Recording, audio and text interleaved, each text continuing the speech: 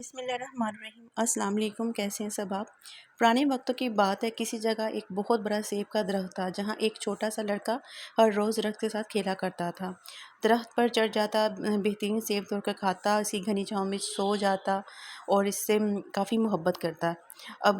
لیکن اب بچہ تھوڑا سا بڑا ہو گیا، ہر روز درخت کے ساتھ کھیلنے نہیں آتا، کبھی کبھی بھول جاتا ہے۔ ایک مرتبہ لڑکا کافی عرصے بعد درخت کے پاس آیا، اداس لگ رہا تھا۔ درخت نے کہا آؤ کھیلتے ہیں۔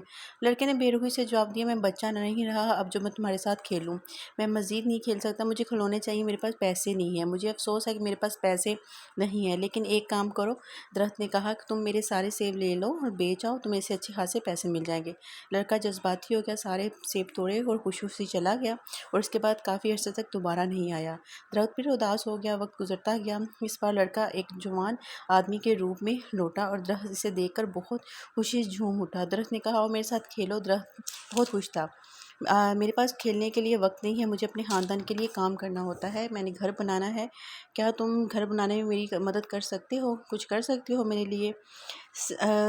میرے پاس آگے سے سیب کے درخت نے کہا میرے پاس گھر تو نہیں ہے، لیکن ہاں میں کچھ تمہارے لیے ضرور کر سکتا ہوں، تم ایسے کرو میری شاخیں کاٹ لو اور اپنا گھر بنا لو۔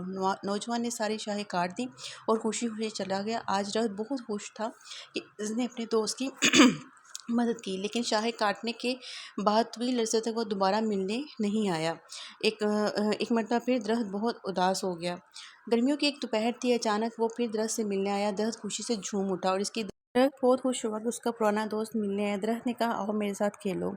اس نے کہا میں بوڑھا ہو رہا ہوں، ذہنی طور پر تھک گیا ہوں، میں اب سمندری سفر پہ جانا چاہتا ہوں، یہ میرا بچپن کا خواب ہے، کیا تم میری مدد کر سکتے ہو؟ درخت نے ہلو سے کہا تم میرا تنا استعمال کر لو، اس سے اچھی سی کشتی بن جائے گی اور تم جہاں چاہو جا سکتے ہو۔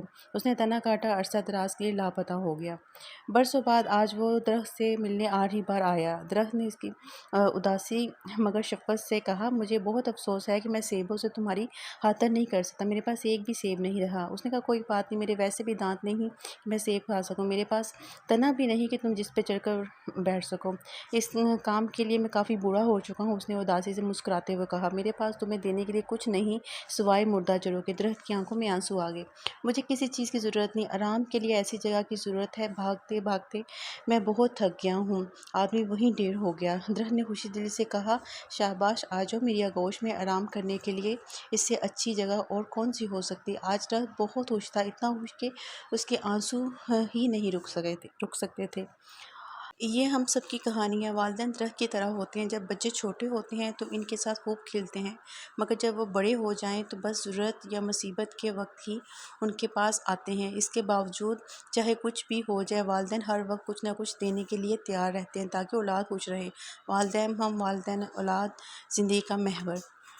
ہمارے معاشرے میں والدین ساری خوشیاں، سارے ارمان، ساری خواہشات اپنی اولاد کے لیے قربان کرتے چلے جاتے ہیں، انہیں پڑھانے لکھانے، عملی زندگی میں ان کے قدم جمانے اور اس سے بھی ایک قدم آگے ان کے گھر آباد کرنے میں ہمیشہ ان کے ساتھ کھڑے ہوتے ہیں۔